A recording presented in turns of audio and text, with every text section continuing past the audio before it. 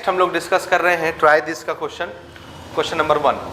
दिए हुए क्वेश्चनों में कुछ रेशनल नंबर्स हैं, कुछ इरेशनल नंबर्स हैं, उनको हमको पहचानना है कि कौन से रेशनल है कौन से इरेशनल। ठीक है, ये है हमारा क्वेश्चन ट्राई दिस का, पेज नंबर 56, मैथमेटिक्स। ठीक है, SCERT क्लास 9th। ठीक है, okay. First one is root 81 rational है कि इरेशनल, पहचानिए।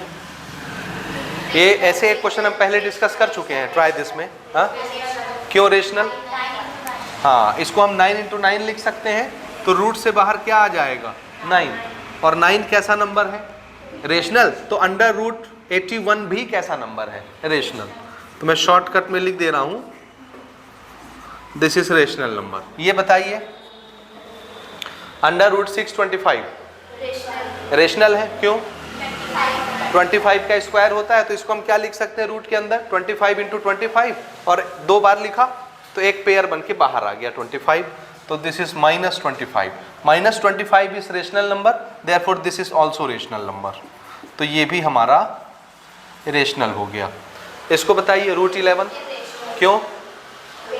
इसकी पेयरिंग नहीं बन रही, तो रूट से बाहर नहीं निकल पा रहा, रूट में ही रहेगा, इसलिए ये कैसा नंबर हो गया? इरेशनल। इसको बताइए।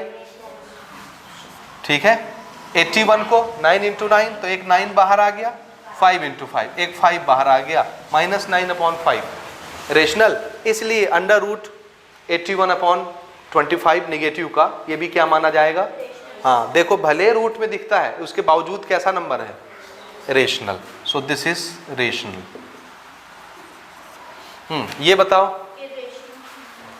ये रेशनल है कि इरेशनल है?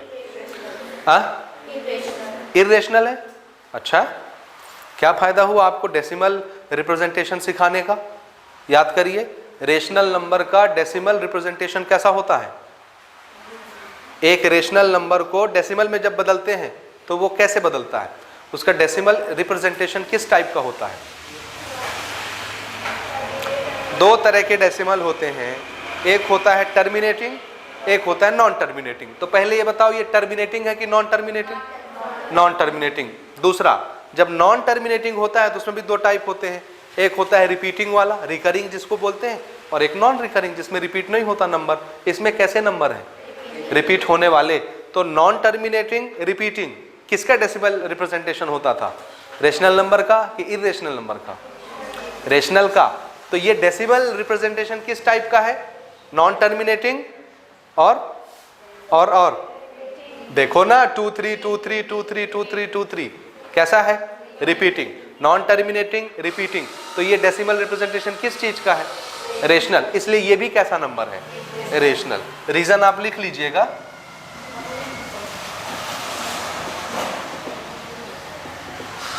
Non terminating, recurring, decimal, therefore this is rational number. आया समझ? ठीक है, ये वाला बोलो, लास्ट वाला। पहले बताओ, ये डेसिमल रिप्रेजेंटेशन टर्मिनेटिंग है कि नॉन टर्मिनेटिंग है? टर्मिनेटिंग कि नॉन टर्मिनेटिंग? इधर से ले लो ये। ठीक, कैसा है? टर्मिनेटिंग कि नॉन टर्मिनेटिंग? अरे नहीं दिख रहा है मेरे भाई, स्टॉप हो गया है कि आगे बढ़ता जा रहा है? तो टर्मिनेटिंग है कि नॉन टर्मिनेटिंग? Non terminating. अब रिपीटिंग वाला है कि नॉन रिपीटिंग वाला है? कोई नंबर रिपीट हो रहा है, तो ऐसा डेसिमल रिप्रेजेंटेशन जो कि नॉन टर्मिनेटिंग हो और नॉन रिपीटिंग भी हो, नॉन रिकरिंग, किसका डेसिमल रिप्रेजेंटेशन होता है? इरेशनल का। Therefore this is irrational number. समझे?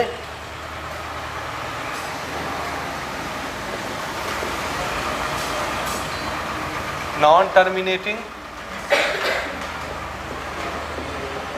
Non recurring, therefore irrational number. ये ठीक है? ये समझ आया आपको कि नहीं आया? हाँ, इसके बाद फिर से हम वो सवाल लेते हैं जिसमें आपको नंबर लाइन में इरेशनल नंबर को प्लॉट करना होता है, रिप्रेजेंट करना होता है। जैसे √5, √7, -√2, -√5, ये नंबर लाइन में कहाँ पर आएंगे? ऐसा एक क्वेश्चन हम पहले कर चुके हैं इससे पहले। ठीक है, √2 √3 हम दिखा चुके हैं एग्जाम्पल में। कौन सा नंबर था एग्जाम्पल का?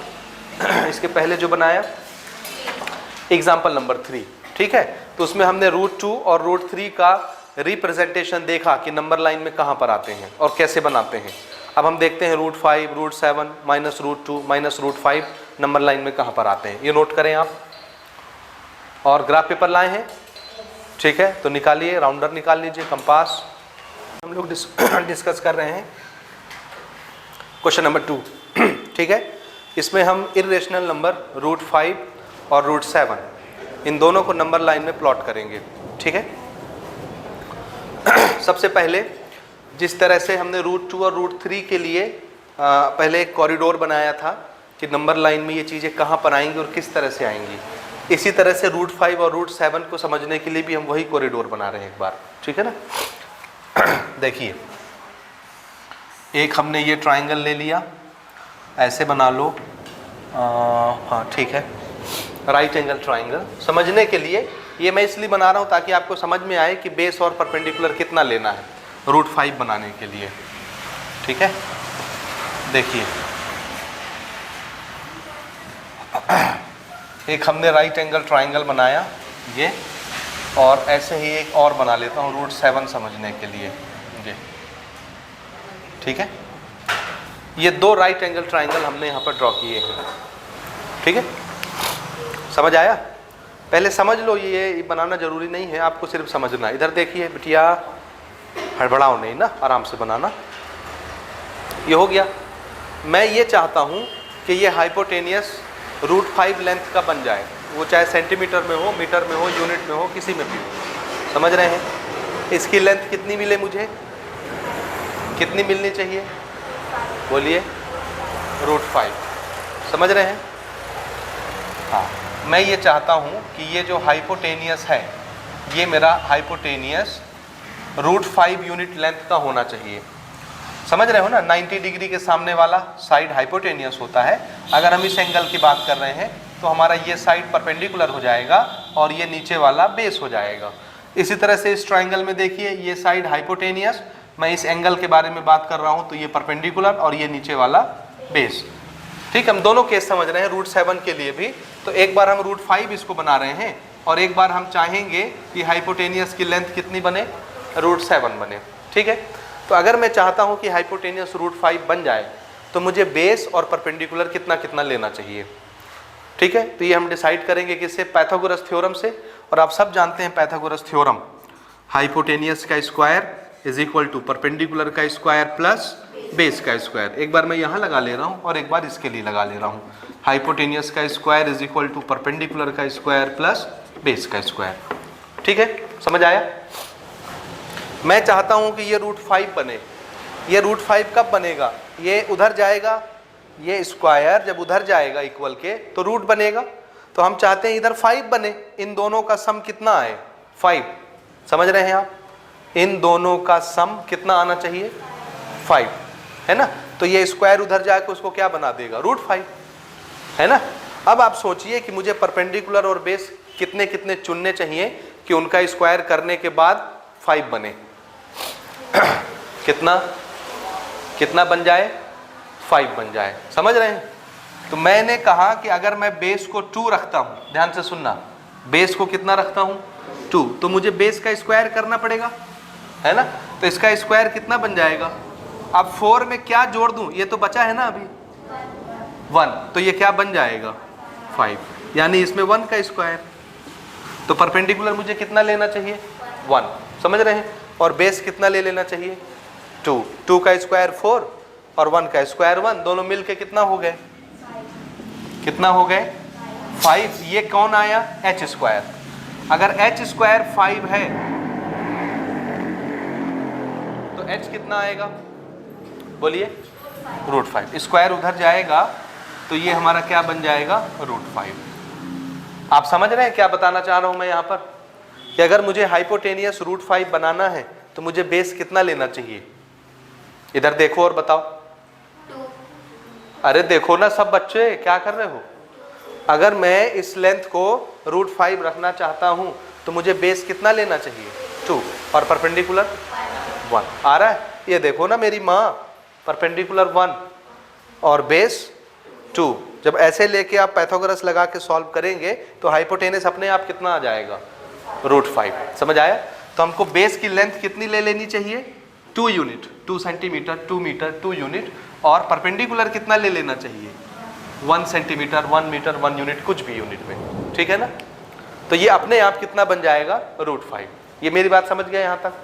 अब अगर इसको √7 बनाना है तो परपेंडिकुलर और बेस कितना रखना चाहिए, अगर 7 बनाना है तो ध्यान से सोचिए, बताइए।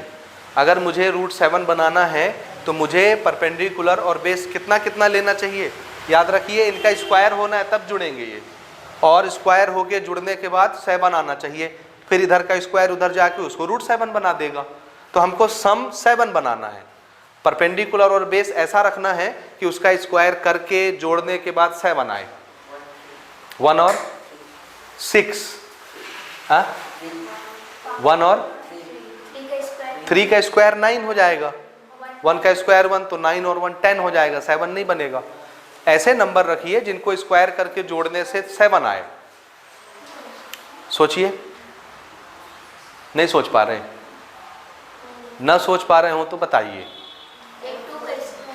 2 का स्क्वायर 4 बना देगा, 4 में कितना जोड़ना है 7 बनाने के लिए, 3, तो आप 3 रखेंगे तो 3 का स्क्वायर 9 हो जाएगा। आप इतना रखिए कि उसका स्क्वायर करने के बाद 3 आए, √3। आया समझ? आया समझ? तो मैं परपेंडिकुलर को कितना ले लूं, 2। हाइट मैं बढ़ा सकता हूं स्केल रख के 1 सेंटीमीटर, 2 सेंटीमीटर, परपेंडिकुलर मैंने 2 रख लिया, ठीक है, ध्यान से समझना। तो परपेंडिकुलर का स्क्वायर मुझे कितना दे देगा, 4 दे देगा। 4 में और मुझे कितना जोड़ना चाहिए कि आंसर 7 आ जाए, 3 ना। 4 में कितना जोड़ना चाहिए, 3। यहां इसका स्क्वायर होने के बाद ये 3 आएगा। किस नंबर का स्क्वायर 3 देगा, किस नंबर का स्क्वायर करें तो 3 आ जाए, √3 का। इसको समझिए, √3 का स्क्वायर करिए, √3 का स्क्वायर 3 आया समझ। तो 4 + 3 7, ये कौन आया, h²। तो h कितना आ जाएगा, √7। देख लो ये समझ आता है तुमको कि नहीं आता, देखो देखो, आया, आया समझ के नहीं आया, आ गया, ठीक है। फिर से अगर मुझे √7 दिखाना है नंबर लाइन में तो पहले क्या दिखाना पड़ेगा, देख के बताइए। जैसे अभी हम एक क्वेश्चन करके आए हैं, अगर √3 रिप्रेजेंट करना है नंबर लाइन में तो पहले क्या रिप्रेजेंट करना पड़ेगा, √2। क्या बिना √2 रिप्रेजेंट किए √3 लगा सकते हैं क्या, हम नहीं लगा सकते। सिमिलरली अगर √7 रिप्रेजेंट करना है नंबर लाइन में तो पहले क्या रिप्रेजेंट करना पड़ेगा, √6 कहाँ है, अरे √5 कहाँ है।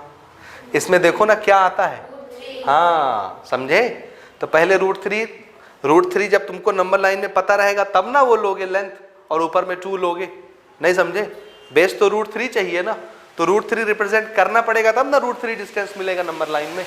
तो अगर √7 रिप्रेजेंट करना है तो पहले किसको बनाना पड़ेगा, √3 रिप्रेजेंट करना पड़ेगा। ये मेरी बात समझ रहे हैं आप लोग कि नहीं समझ रहे, समझ गए, बोलिए बोलिए बोलिए। और √3 बनाना है तो पहले क्या करना पड़ेगा, √2।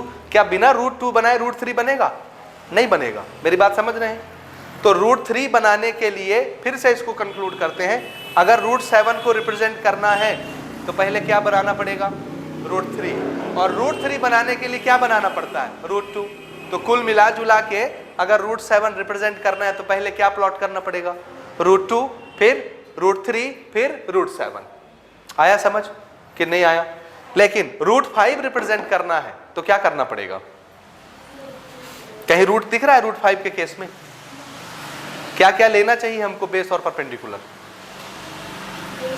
1 और 2, ये तो वैसे ही दिखते हैं नंबर लाइन में, तो कोई रूट नहीं प्लॉट करना, डायरेक्ट हम √5 प्लॉट कर सकते हैं। समझ रहे हैं मेरी बात, समझ रहे हैं कि नहीं समझ आ रहा, ये याद रखना भाई, नहीं तो फिर आप इसमें बहुत कंफ्यूज रहेंगे।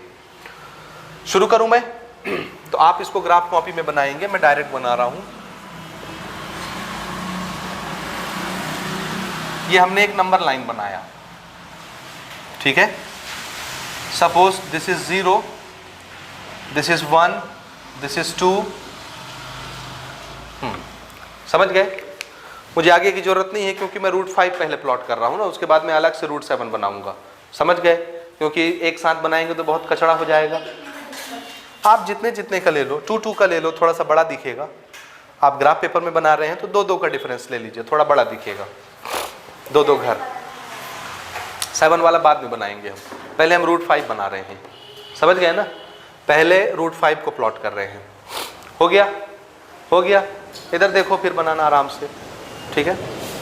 ठीक है, देखिए मुझे बेस कितना लेना चाहिए? सारे मेजरमेंट हम ओरिजिन पर खड़े होकर के करेंगे, याद रखिएगा। ठीक है ना? मेरा स्याही तो चल नहीं रहा है। सारे मेजरमेंट हम यहां पर खड़े होकर के करेंगे, चलने के बजाय मिटा देगा।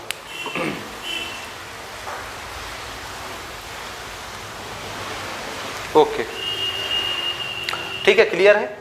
सभी मेजरमेंट्स हम लोग कहां से करेंगे? ओरिजिन से खड़े होकर करेंगे। ठीक है ना? ये बनेगा मेरा बेस। मुझे ट्राइंगल बनाना है, ट्राइंगल का बेस मुझे कितना रखना है? 2, और परपेंडिकुलर कितना रखना है? परपेंडिकुलर यानी 90 डिग्री वाली हाइट।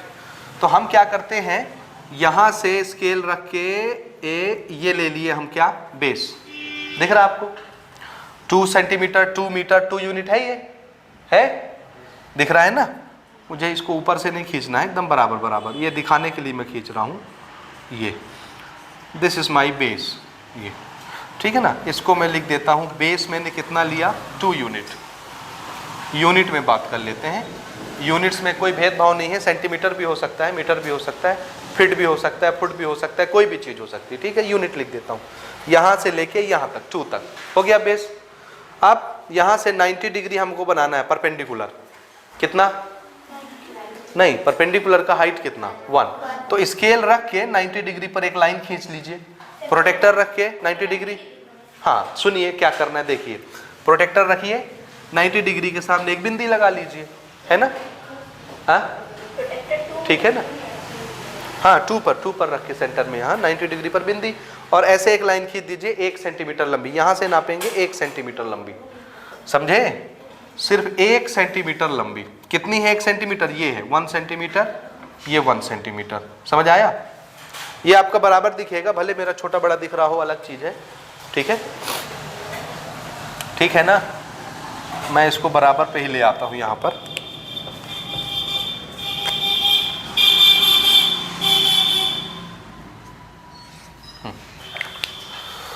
हो गया?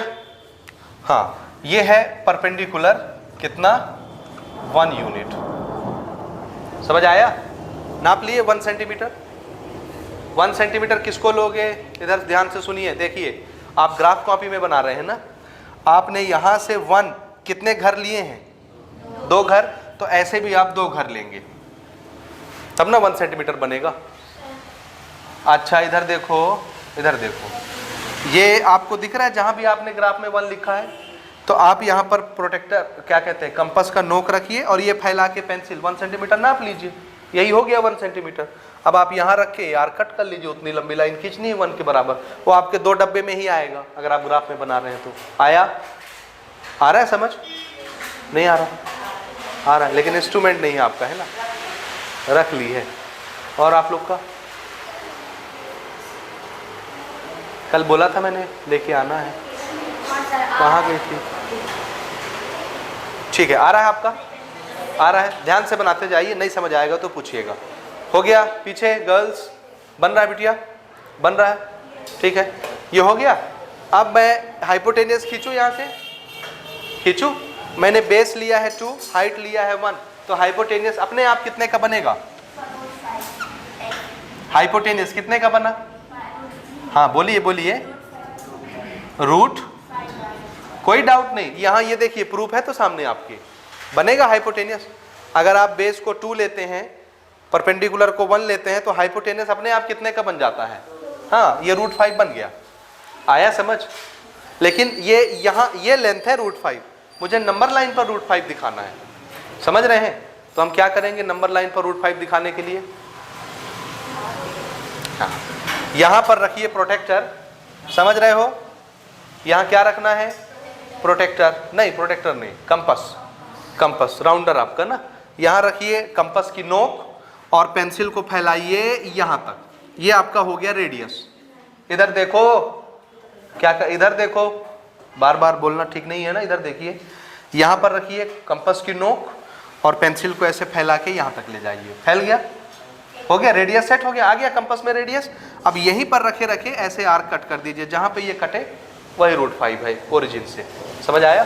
तो आप देखेंगे ये ऐसे कटता है, यहां पर 2.4 समथिंग पे कटेगा, हाँ ठीक है 2.4 पर कटता है। ये यहां पर रखो ना, यहां पर रखिए और ये फैला के रेडियस लीजिए, इसी को, ये रेडियस हो गया, बस चला दीजिए। अरे ये लाइन काटना है आपको, यहां पर रखे रखे, ये ओरिजिन है, सारे मेजरमेंट यहीं से किए जाएंगे। आया? इधर देखोगे तब ना आएगा, जब हम बताते हैं तो आप नीचे देखते हैं, आ गया। कहां पे कटा? 4 में। 2.4 पे कटेगा, 5 पे कभी नहीं कटेगा, 2.43 समथिंग, 4 पे कट रहा है 2.4, ये कटा ना। अगर ये वाली लेंथ, ध्यान से देखो, थोड़ा समझो इसको, देखो ये यहां पर रख करके ये रेडियस लिया ना, अगर हम इसको और आगे खींच देते तो ये क्या बन जाता? सर्कल, है ना? और ये बनता सेंटर, सेंटर से सरकमफ्रेंस को जो लाइन टच करती है वो क्या कहलाती है? रेडियस। सेंटर से सरकमफ्रेंस को जो लाइन टच करती है क्या कहलाती है? तो यहां से इस सरकमफ्रेंस तक डिस्टेंस √5 है, तो यहां से इस सरकमफ्रेंस तक डिस्टेंस कितना होगा? √5। तो O से लेके यहां तक का डिस्टेंस कितना हो गया? √5। और ये देखो √5 नंबर लाइन में आ गया कि नहीं आया? आ गया ना। तो ये √5 का रिप्रेजेंटेशन हो गया नंबर लाइन पर, समझ आया? बोलो ये आया समझ? आया कि नहीं आया? ये √5 आपका इस नंबर लाइन पर रिप्रेजेंट हो गया। √5 की वैल्यू कितनी होती है? 2.4 समथिंग होती ना, 2.23 होता है, 2.23। ये मैंने बनाने में मिस्टेक किया है, 2.23 होता है। तो आपका कहां पे आएगा? 2.3 पर कटेगा, चेक करके देखिए, 2.4 भी नहीं होगा, 2.3 होगा, 2.3 पर कटेगा, मोटा मोटा, 3 से भी थोड़ा पहले आएगा। आपने मिस्टेक किया, दिखाओ थोड़ा मुझे पेपर आपका, इसको दिखाओ, मैं आपको बता देता हूं कहां मिस्टेक कर रहे हो।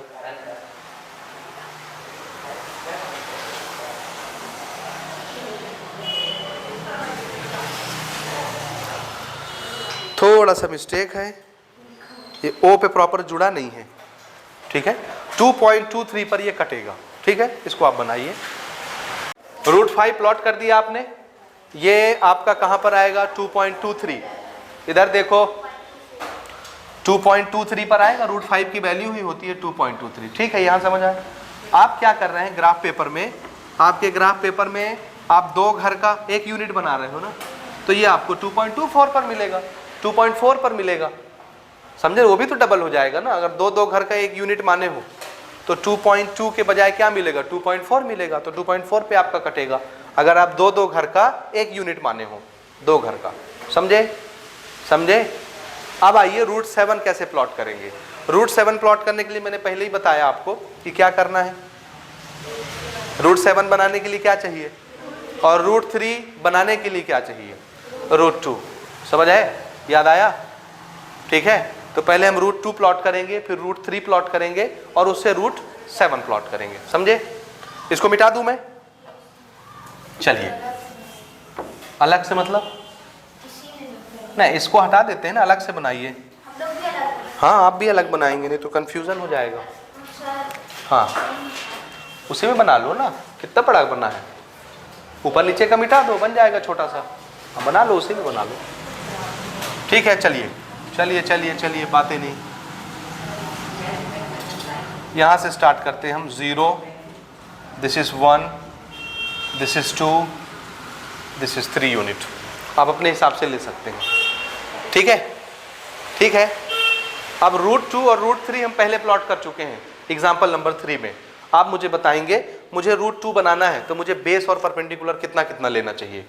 √2 बनाने के लिए हम कर चुके हैं ये क्वेश्चन एग्जाम्पल 3 में। बेस √2 पहले बनाना है, समझ रहे हैं मेरी बात? √2 बनाने के लिए बेस और परपेंडिकुलर कितना कितना लेना है? 1 1, ठीक है? Very good.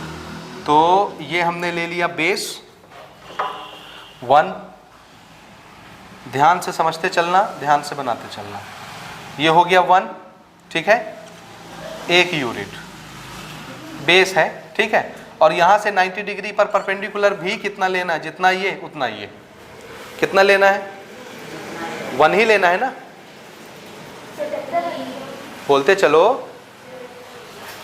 परपेंडिकुलर भी कितना रखना है हमको, 1, सो दिस इज 1।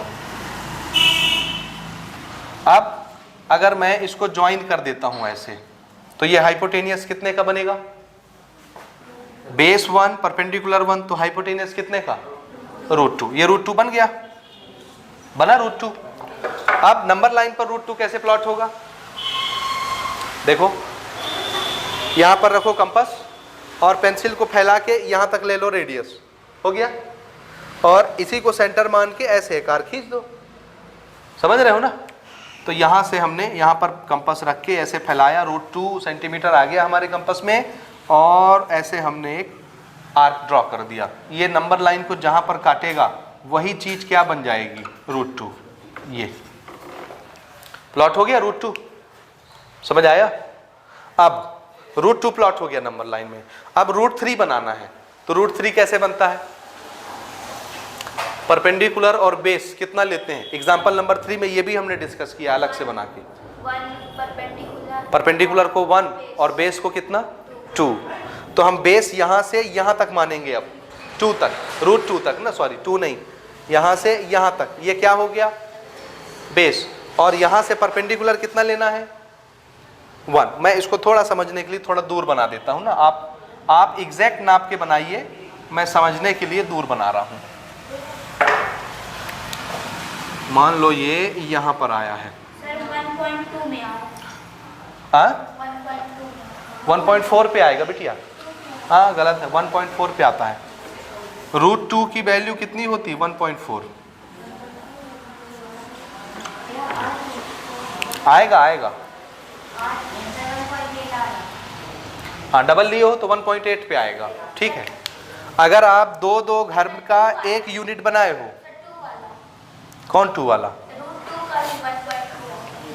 1.2 नहीं आएगा, आपका गलत आ रहा है। फिर आप कितने घर लिए हो, देखो ग्राफ पेपर में 2 लिए हो, 1 लिए हो 2, तो फिर 8 पे आएगा। इसको 1 रखी हो, इसको ये 1 सेंटीमीटर लिए, कहाँ है 1 दिखाओ, कहाँ 1 है, मैं गलत हूँ, हाँ हम समझ रहे हैं। ये हुआ 1.4 पे आएगा लगभग, ठीक है, आया। अब अगला √3 बना रहे हैं ना, √3 को प्लॉट कर रहे हैं। क्या करेंगे, बेस कितना ले लेंगे यहाँ तक √2, और यहाँ से परपेंडिकुलर कितना लेना है, 90 लेना है परपेंडिकुलर। 90 डिग्री परपेंडिकुलर का मतलब ही होता है 90 डिग्री वाली लाइन, कितना लेना है 1 सेंटीमीटर। तो यहाँ से हमको 1 सेंटीमीटर ऊंची लाइन खींचनी है, इसी के बराबर हाइट होगी इसकी। हुआ, सारे मेजरमेंट हम यहाँ से कर रहे हैं तो यहीं पे मिलाएंगे।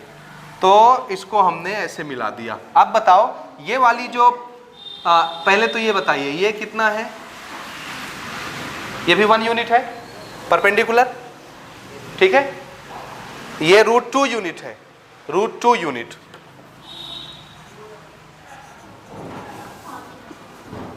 यहां तक समझे। तो इसकी लंबाई कितनी हो गई, ये जो हाइपोटेनियस बना, ये ब्लू वाला, बोलो बोलो, ये ब्लू वाले हाइपोटेनियस की लंबाई कितनी, √3। ये आ गया, √2 में रख के हाँ मेरी माँ, ये बेस √2 लेना है और ये परपेंडिकुलर 1, तो √2 का स्क्वायर प्लस 1 का स्क्वायर कितना होता है 3, समझे। तो ये कितना आया, √3 आ गया। अब √3 प्लॉट करते बन जाएगा आपको यहाँ पर। आप क्या करेंगे, यहाँ रखेंगे कंपास और पेंसिल फैला के ले जाएंगे यहाँ तक और ऐसे आर्क खींच देंगे, तो ये वाला आर्क यहाँ पर कटेगा और थोड़ा आगे ही जाएगा। हाँ ठीक है, यहाँ पर ना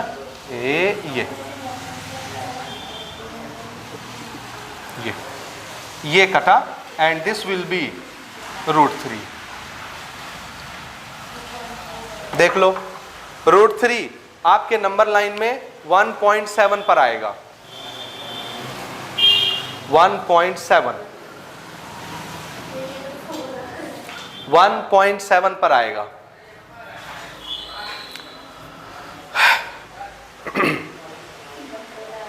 आया ये बना, कहाँ पे आ रहा है 1.√3। हाँ मिस्टेक मत करो, ये लो बेस, यहाँ से √2 ये बेस हो गया, परपेंडिकुलर आपको 1 यूनिट खींचना है और इसको ज्वाइन कर देना। 1 यूनिट वही रहेगी जो इधर नापे थे 1 यूनिट, समझे, उतना ही ऊंचा, इन दोनों की लंबाई बराबर रहेगी। 1.7 आ रहा है, सही आएगा। दो घर लिए होगे तो थोड़ा सा आगे पीछे हो जाएगा। 1 2 3 4 5 6 7 आ रहा है, हाँ ठीक तो है, दो ये वाले 2 से पहले आ रहा है। हाँ ठीक है, बिल्कुल ठीक है, हाँ सही है, सही है। आपका आ रहा है, इधर आ रहा है, आया, प्लॉट कर लिए। हाँ आर्क खींच के इसको प्लॉट करो, चलो बातें नहीं। ये √3 आ गया आपका, ठीक। अब हम पहुंच गए हैं √7 बनाने के लिए। अब हम बेस कितना ले सकते हैं, √3 दिख रहा है, √3 इधर देखो, यहां से यहां तक ये बेस हो गया √3, और परपेंडिकुलर की हाइट कितनी लेनी है, 90 डिग्री हाइट होती है क्या? परपेंडिकुलर का मतलब ही होता है 90 डिग्री वाली लाइन, उसमें 90 डिग्री बोलने की जरूरत नहीं है। आप चाहे परपेंडिकुलर बोलो, 90 डिग्री बोलो, या नॉर्मल बोल दो, नॉर्मल का मतलब भी परपेंडिकुलर वाली लाइन। समझ आया?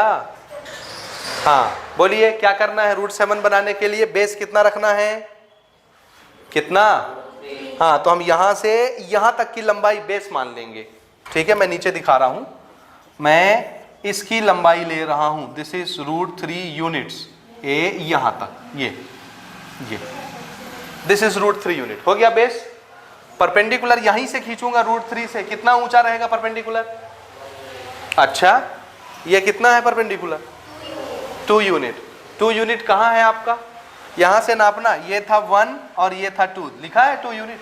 तो जितना 2 है यहां से पेंसिल फैला के कंपास रख के नाप लो, दिस इज 2 यूनिट, आ गया 2 यूनिट। स्केल में नापोगे तो गड़बड़ करोगे, क्योंकि जो स्केल यहां लियो उसी से ही बनाना है आपको 2 यूनिट।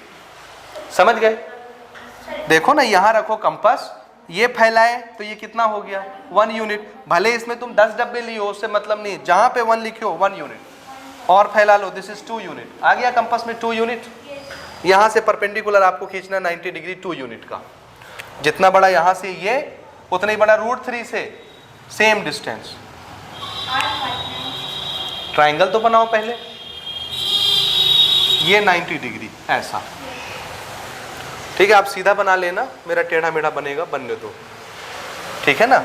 ये देखो, ये और ये बराबर लेंथ है लगभग, ये ठीक है।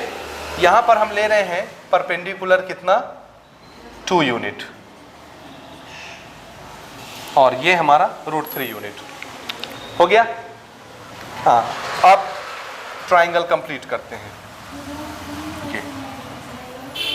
ये ट्राइंगल कंप्लीट हो गया, दिखा? तो बताओ ये हाइपोटेनियस की लंबाई कितनी हो जाएगी, बोलो। इधर देखो सब बच्चे, इधर देखो, ये है बेस √3 यूनिट, ये है परपेंडिकुलर 2 यूनिट, तो इसकी लंबाई कितनी हो जाएगी हाइपोटेनियस की, √7। This is √7। अब इस √7 को प्लॉट करते बनेगा? कहाँ पे आना चाहिए? √7 की वैल्यू कितनी होती, कोई बताओगे? हाँ 1 पॉइंट याद है छोकरे, ये कहीं देखा है, नाप लिया?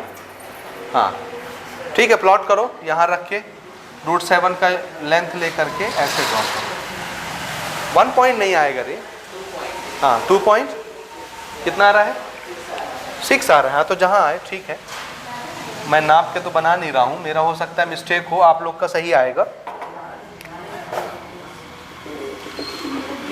ऐसा यहाँ कहीं कटा तो इसका नाम मैं क्या रख दूंगा, √7 आने दीजिए, 2.6 2.7 अप्रॉक्स आएगा। हाँ ठीक है, बिल्कुल सही है,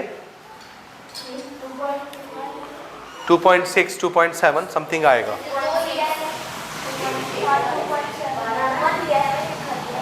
टू 2.6 आया, सही आया। हाँ हो गया कि नहीं हुआ? बन जाएगा, ये प्लॉट हो गया भाई √7। अब आपको इसको दिमाग में बैठाना है, ध्यान दे के सुनिए, इधर देखो। अगर √7 प्लॉट करना है नंबर लाइन पर कि कहां पर आएगा, तो उससे पहले क्या प्लॉट करना पड़ेगा, और √3 के लिए क्या प्लॉट करना पड़ेगा। क्या आप डायरेक्ट √7 प्लॉट कर सकते हैं? आंसर है कर सकते हैं। ये बनाने की जरूरत नहीं है, कर सकते हैं। कैसे कैसे? आप √7 की वैल्यू निकाल लीजिए। कितना होता है √7 की वैल्यू? थोड़ा निकाल के बताओ। 2.7 होता है, क्या होता है देखो तो, दिया है क्या पुस्तक में? √7 की कहीं वैल्यू लिखी हुई मिल रही है तो निकाल लो, नहीं मिल रही है तो।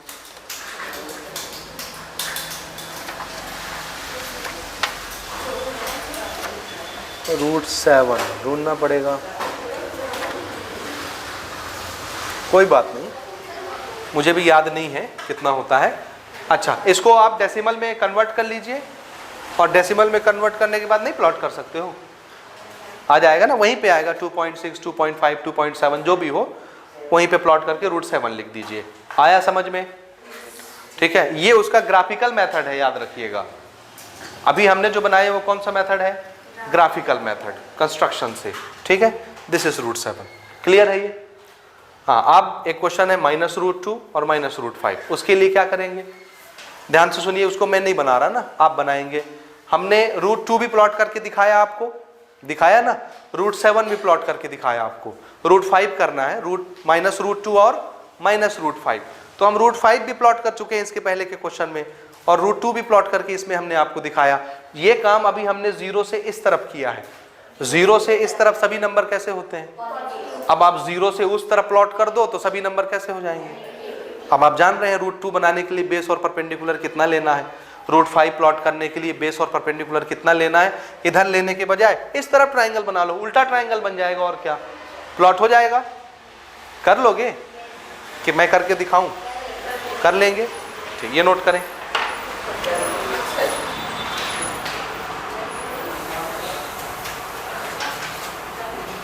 चले इसको कर लेते हैं। मैं एक रफ आइडिया आपको देता हूं कि कैसा बनेगा पिक्चर ना, कैसा बनाना है। -√2 और -√5, ठीक है। एक नंबर लाइन में बना रहा हूं ये। अब की बार मैं 0 यहां पे लिख देता हूं, क्योंकि मुझे इधर बनाना है, नेगेटिव तरफ, 0 के इस पार, समझ रहे हैं। This is 1, this is 2, this is 3, minus minus minus. 0 से इस तरफ सभी नंबर कैसे होते हैं? कैसे होते हैं? थोड़ा मुंह खोल के बोलो, नेगेटिव। ठीक है, हो गया। फिर से √2 प्लॉट करना है, तो बेस और परपेंडिकुलर कितना लेना है? बोलिए, 1 लेना है, 1 लेना है। देखिए ना, ये हो गया बेस, दिखा? बेस कितना? 1 दिखा? दिखा? बोलिए, दिख गया ना। और चाहे परपेंडिकुलर तुम यहां से बना लो, चाहे यहां से बना लो, ये जितना 1 है सेम यही चीज आप यहां बना दीजिए 1। जितनी इसकी लंबाई उतनी इसकी लंबाई। ये परपेंडिकुलर कितना? 1 है ना।